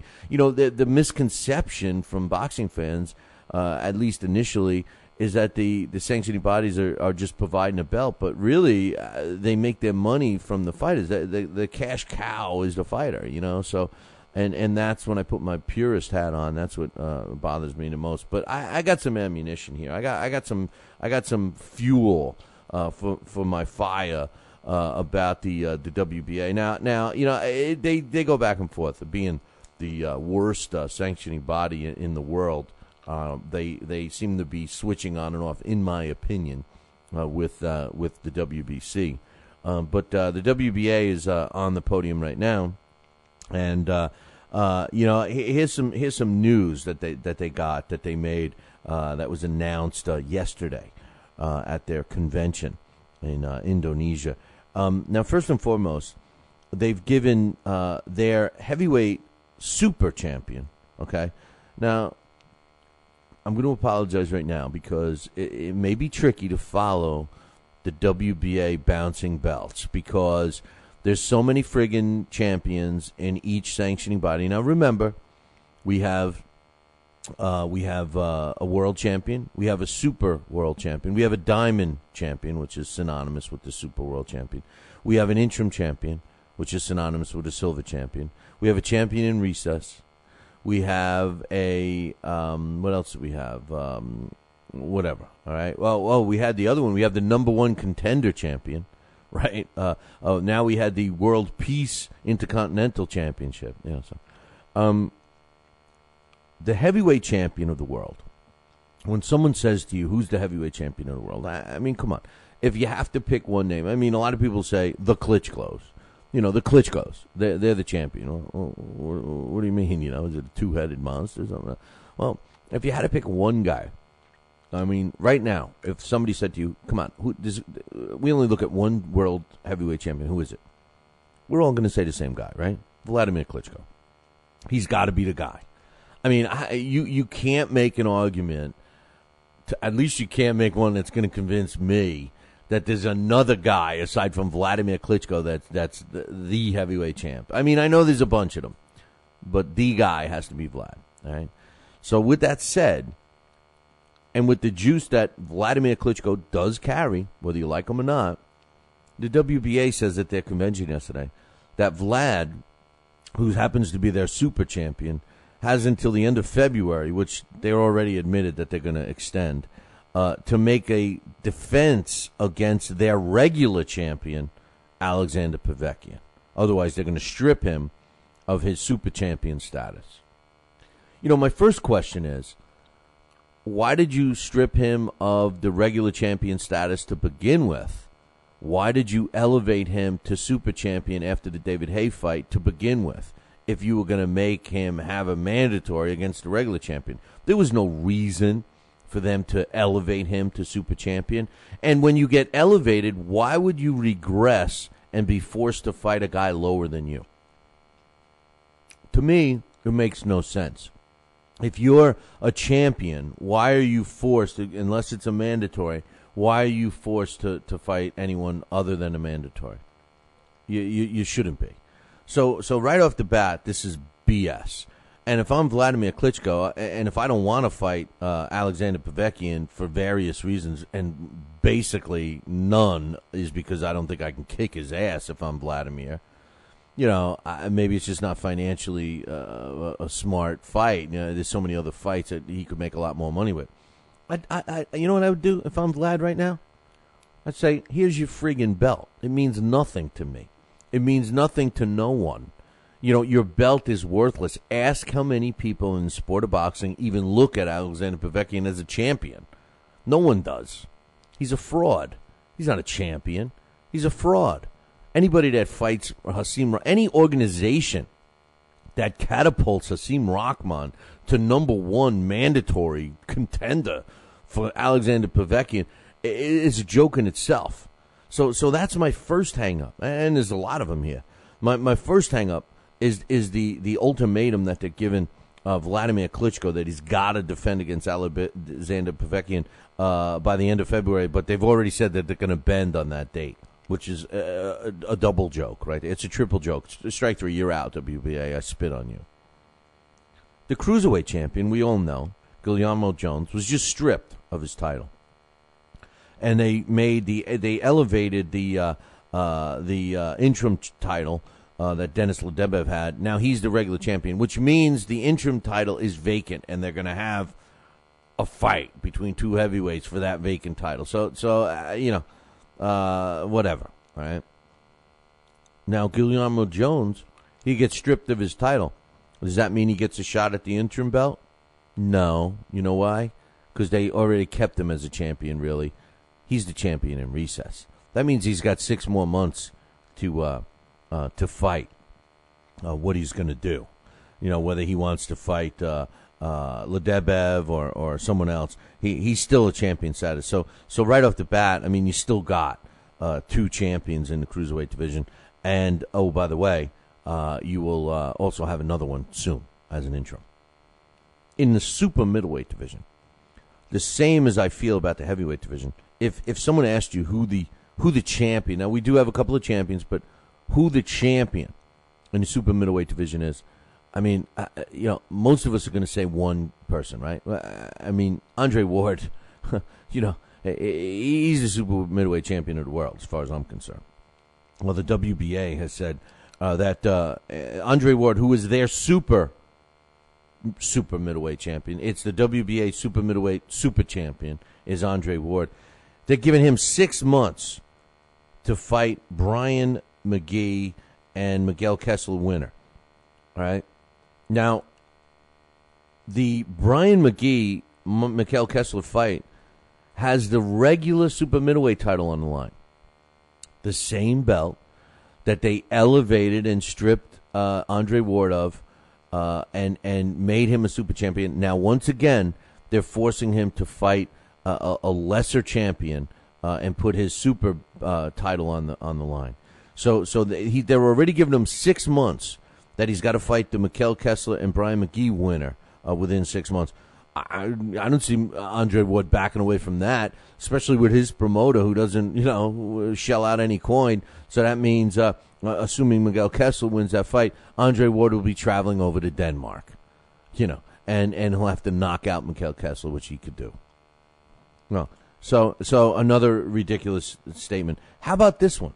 In the middleweight division, I'm just going down by size. In the middleweight division, they say that Daniel Gill, who's currently the WBA middleweight champion, he's also got an IBO title, I believe, or an IBF, that they're going to strip him of that belt if he goes on with his fight that he's already got scheduled and planned, signed, sealed, and delivered with Anthony Mundine.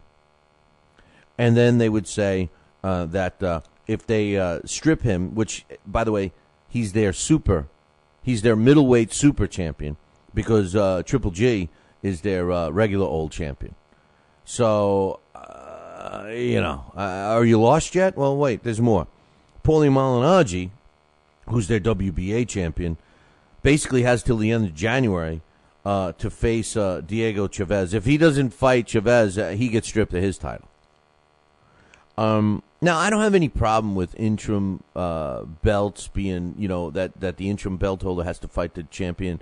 And I don't have any problems that these sanctioning bodies are ordering mandatory fights. I have no problem with it, unless there's a unification involved. Then I think everybody should play on the same page. But that's not what's happening. And that's why these sanctioning bodies are ruining the sport, because they don't support the unifications. We all want it. The fighters all want it. The friggin' networks would love it. The promoters want it. The sanctioning bodies, they don't want it. They don't want it. Their way, you see, this whole thing is become such a spider web. You see, when they came up with the super champion title, or the diamond studded champion, whatever you want to call it, when they came up with that was their, attaboy, that's their brainstorm, that's their light bulb going off in their friggin' head, that they could still maintain sanctioning fees and have a champion that unifies their belt with another belt. And that's when the super champion was born. That was their way of saying, what? You WBA guy, you want to go fight a WBC guy? Okay, well, you're not our regular champion anymore. We're going to elevate you to super champion. And if you win, we gobble up the other belt. If you lose, then our super champion becomes vacant, because they're not, going to give the super champion belt to the other guy, to the WBC champ. So now they're even reneging on that. They're putting pressure on these guys. They also have the and this is one of the only ones I agree with. They have a lightweight championship that's vacant, and right now the interim champion is Richard Abril, and he's scheduled to fight Sharif Bogheri, and the winner of that fight becomes the regular old champion, which will basically vacate their interim belt. And it just goes on and on. They did give Ansemilio Marino permission to challenge, to move up in weight and challenge for the bantamweight title. But after that fight, he's got to make a decision on which belt to keep and all that stuff. It's a joke, man. It's a joke. And it just aggravates the hell out of me. Amir Khan, 26 wins, 3 losses, 18 come by knockout, was at a press conference yesterday announcing his fight that's coming up December 15th. Against Carlos Molina, who's undefeated fighter, in case you forgot, 17-0. He does have a draw. He's got 7 of his wins coming by knockout. I guess they're deciding that Carlos Molina is a safe bet, not a power puncher and everything else. This will be the first fight that Amir Khan will go into with a new trainer, Virgil Hill. Carlos Molina made a statement at the press conference yesterday. He said, and I quote, come December 15th, I'm getting ready for an all-out war with Amir Khan. I want to thank him for giving me the opportunity to make, but he made a big mistake. I'm fighting here in my hometown. This is my coming out party. The only outcome I see is that I'm going to stay undefeated. Amir Khan said a bunch of things at the press conference yesterday, but behind the mic to the masses, he said, this is a comeback fight for me. Comeback fights are always tough. This fight's about excitement. Molina's a tough guy who throws a lot of shots. We have a similar style, and that's what's going to make it exciting. Come December 15th, you're going to see fireworks and a great fight. What we didn't hear to the general masses was some of the comments that Amir Khan made concerning Freddie Roach and his basic feeling, at least Amir Khan's opinion, is that Freddie Roach isn't the trainer of old because of his battle with Parkinson's disease. And the bottom line is he said some crazy stuff. And I quote, this was one of the statements he said to a couple of reporters in kind of a one-on-one. He says, it's hard to see him getting older and getting worse and worse. I wish him the best. Freddie, with the Parkinson's disease, he was struggling with instructions and he can't move as well.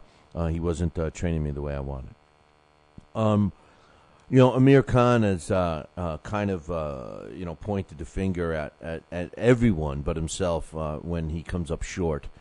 I will admit that one of the main reasons that Amir Khan gave for leaving Freddie Roach was the lack of commitment that he felt Freddie Roach was giving him as a top-notch fighter.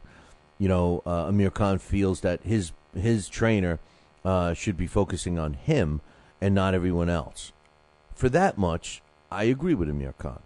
I think if you're a upper echelon fighter, if you're a money-making fighter, you're a commodity, that you need to be with a trainer that's going to, treat you as such and not as a guy that's, got to go and be second fiddle to the bigger and better guys.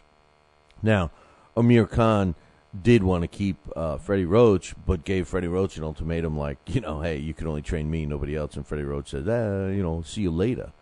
And Amir Khan went and found himself Virgil Hunter, who I think I might have said Virgil Hill before. I always do that. But Virgil Hunter is Amir Khan's new trainer. And, obviously he's a pretty successful guy. We've seen him win a Trainer of the Year award. He's done a great job with Andre Ward. I think that he may be a kind of a guy that Amir Khan needs right now. With all of the stuff, and Amir Khan, I've called him a crybaby and everything else, and I still think he is. And I think the jury's still out on him. And I also think that he let Danny Garcia's father, Angel Garcia, get in his head and threw him out of his game plan and ultimately, got knocked out by Danny Garcia.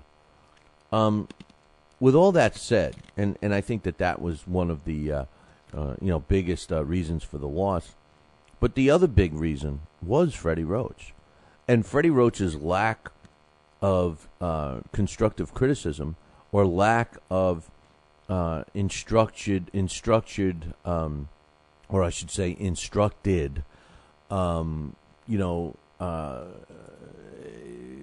modifications of their game plan. They didn't make any changes. They didn't make any adjustments in the ring, in the corner during that fight. Freddie Roach, hasn't been doing much with his fighters lately.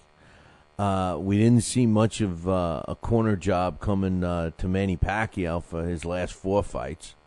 We didn't see virtually anything spoken to Latif Coyote in his draw with Antonio Tarver. With Amir Khan in both of his last fights, we didn't see much instruction. So listen, as much as I respect Freddie Roach, as much as I think he's a great trainer, maybe there is some truth to the fact that maybe the disease is finally catching up to Freddie Roach. He's a bigwig right now. He's making buku dollars, and the disease it's inevitable. It's going to win. It's going to beat Freddie Roach. Freddie Roach is not going to beat Parkinson's. All you got to do is look at Muhammad Ali, and see that it's ravaging him. Eventually, it's going to catch up with Freddie Roach. We know this, unless there's a cure for it.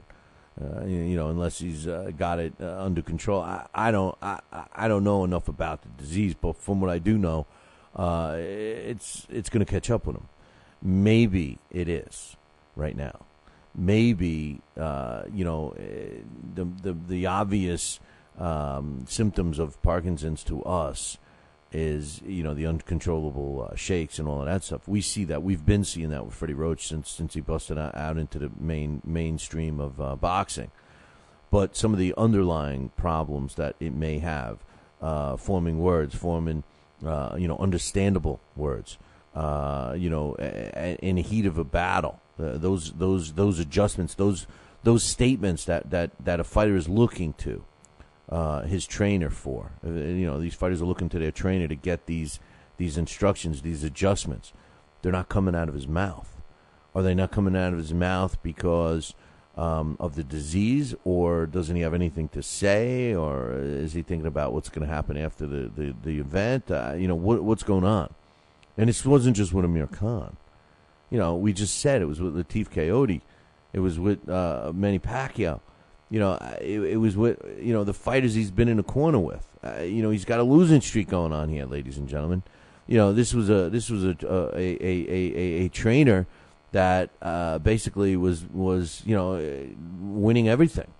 In the ring, out of the ring. I mean, this guy was just victory after victory after victory, and all of a sudden he's dropped off, big time.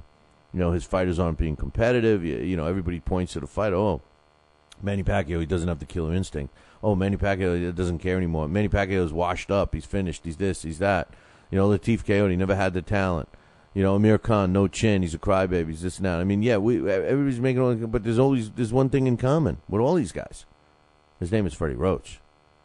So I mean, listen, I hate to say it, and I'm a guy that calls a spade, but maybe some of the problem is Freddie Roach. I don't want Freddie Roach to hate me, but the truth of the matter is it's just not one fighter.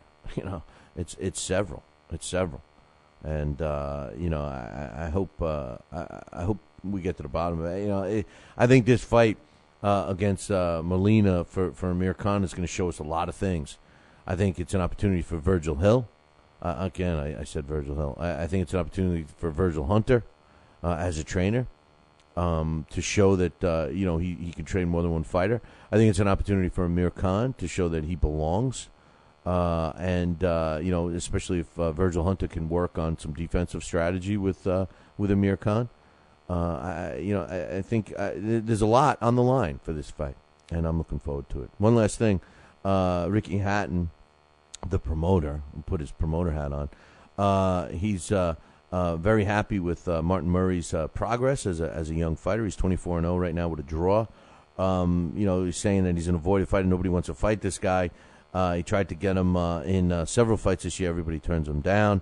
But he is promising that Martin Murray will be back in the mainstream early 2013. So we'll keep our eyes on Ricky Hatton and Hatton Promotions and all that other happy stuff. So anyway, let's see. What are we going to do now? Oh yeah. Wake up. It's time for It's too early for a trivia question.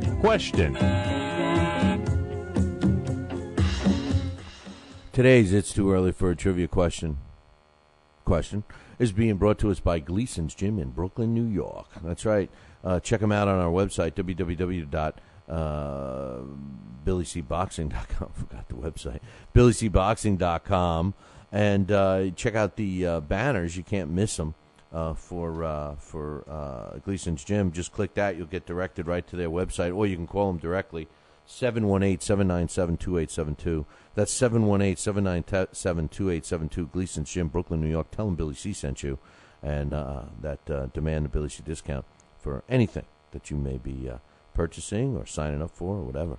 If there's a discount, we'll get it under Billy C Boxing. Gleason's Gym. Now, yesterday's It's Too Early for a Trivia Question on the line was a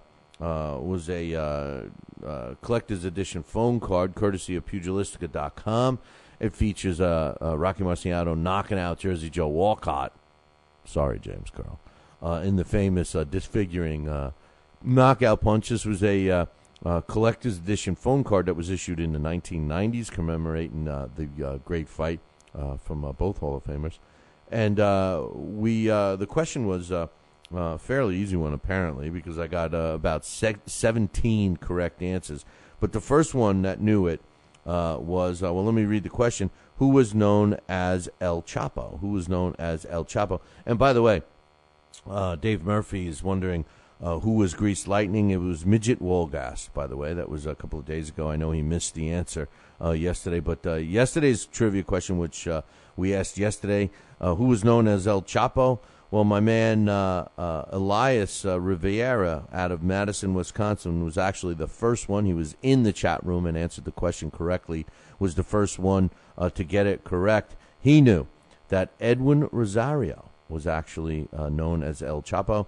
He was the world lightweight champion from 1983 and 1984, then again in 1986 through 87, and 89 through 90. He also gathered up the junior welterweight championship belt in 1991 through 1992. So congratulations to Elias. He got the phone card. We're sending it to him today, as a matter of fact, so good luck with that. Enjoy that. That's for sure. I know you're going to like that. Now, today we got the last card on the line. It's the last one, courtesy of PrizeFightingBooks.com. I'm sorry, courtesy of Pugilistica.com. Prize Fighting Books also supplies a lot of our stuff, but this is courtesy of Pugilistica.com. And it's going to go to the first person that emails me the correct answer to Billy at TalkinBoxing, TalkinBoxing.com. And this one is also one that you should know if you listen to this show. The question is, what New York fighter was the first boxer to get a percentage of the television proceeds? Who was the first New York fighter to get the percentage of the television proceeds? If you know this answer, email me, Billy at TalkinBoxing.com. That's TalkinBoxing.com, and you will win the last collector's edition phone card of Rocky Marciano. Who was the first New York fighter to collect a percentage of the television proceeds? Good luck to everybody with that. This day in boxing history. And finally, this day in boxing history is being brought to us by Campanaro and Tomkovich. If you're looking for a lawyer, look no further than Campanaro and Tomkovich. If you want to use the people that keep my ass out of trouble, that's who does it. It's Campanaro and Tomkovich. Give them a call today, 845-221-4099. That's 845-221-4099. Let Campanaro and Tomkovich knock out your legal problem. 845-221-4099. I got two for you today. On this day, November 1st, in 1938, Solly Krieger knocks out Al Hostek in the fourth round to win the NBA World Middleweight title. That took place in Seattle on this day, November 1st in 1938. And a bonus one on this day, November 1st in 1907. Yeah, my grandfather was born. Frank Mantell knocks out Honey Medley in the 15th round to win the World Welterweight title, and that took place on this day, November 1st in 1907 in Dayton, Ohio. Hey, man, that concludes our show for today. I want to remind everybody, email me your top 10 all-time great fighters. That's right. Who's your pound-for-pound all-time top 10? Email them, Billy at TalkinBoxing.com. That's TalkinBoxing.com. Who's your all-time great top 10 fighters? Send me your list now. Oh, yeah, one more thing.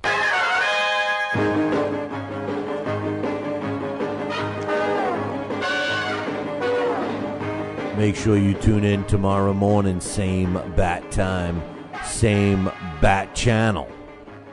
There's only one channel, man. It's called the Fight Now channel. Call your local television provider and tell them you want Fight Now right now. That's it, man. Pick up the phone. Get Stern. Tell them you want Fight Now right now. All the information about the channel can be found at their own website, www.fightnow.com. See you all tomorrow. Ciao, baby.